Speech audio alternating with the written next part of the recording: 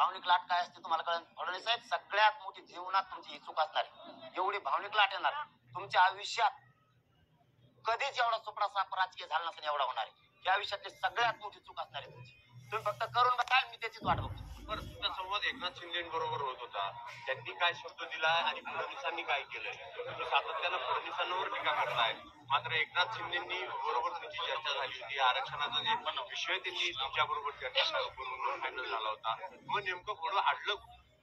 फडणवीस साहेबांबद्दल मी आतापर्यंत एकही शब्द बोललेलो नाही. त्यांनी ज्या दिवशी ट्रॅप रचला, आम्ही मुंबईला मोर्चा घेऊन चाललो होतो तेव्हापासून त्यांनी ते लोक फोडणं, लोक नेणं, त्यांच्याकडून खोटं नाटक बोलून घेणं, वधवून घेणं किंवा त्यांच्यावर दबाव आणणं, हे लोक घुसवणं, बदनाम करणं, हे जे सुरू केलं, खोटे गुन्हे दाखल. आम्हाला मान्य न्यायालयाने तारीख किती दिली? 13.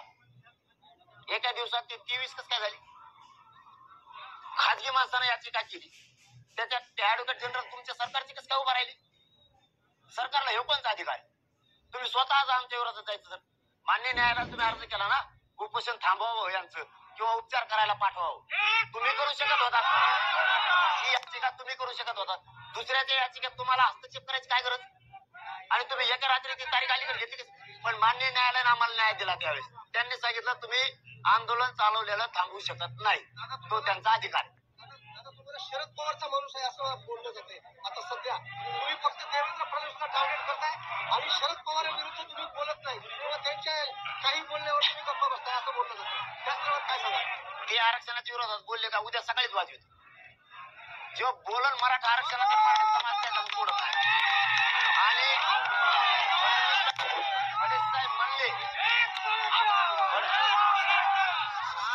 फडणवीस साहेब म्हणले म्हणून मी बोलणार नाही. त्यांच्यावर सुद्धा नाही, फडणवीस साहेबांवर सुद्धा नाही बोलणार. चूक केली की बोलणार. फडणवीस साहेबांचे स्टेटमेंट सांगतो तुम्हाला.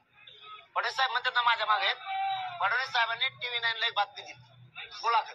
त्याच्यात ते म्हणतायत पवार साहेब आंतरवालीला गेले होते, त्यांच्या उभ्या आयुष्यात इतकं घाण त्यांना कुणीच बोललं नसत, ते एका रस्त्याने जाणार होते, दुसऱ्या रस्त्याने पळून जावं लागलं.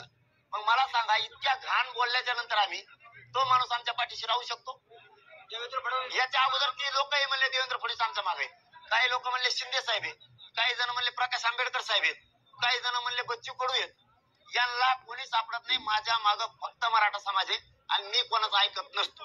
तुम्हाला स्पष्ट सांगतो.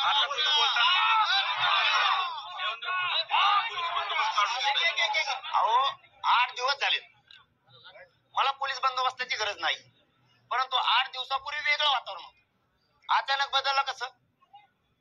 गिरीश महाजन विदर्भात, त्यांचे कार्यकर्ते महिलाचे आडून हॉस्पिटलला कसं काय देत? काय कारण याचं? आमच्या महिला ताबडतोब आल्या. ही काय पद्धत? म्हणजे तुम्हाला कार्यकर्त्याच्या हातून हल्ला घडून आणायचा म्हणून तुम्ही पोलिसाला लांब ठेवले. पोलिसाला काय दोष देता? त्यांना जसे आदेश तसं करता येते. ते कुठं थांबतात आता? आम्ही इथं चाललो 2 किलोमीटर पुढं किंवा लांब 2 किलोमीटर माग एखाद्या लिंबा झाडाखाली किंवा एखाद्या हॉटेल जवळ असं थांबणार. फक्त गेले म्हणून सांगायचं. काय झालं?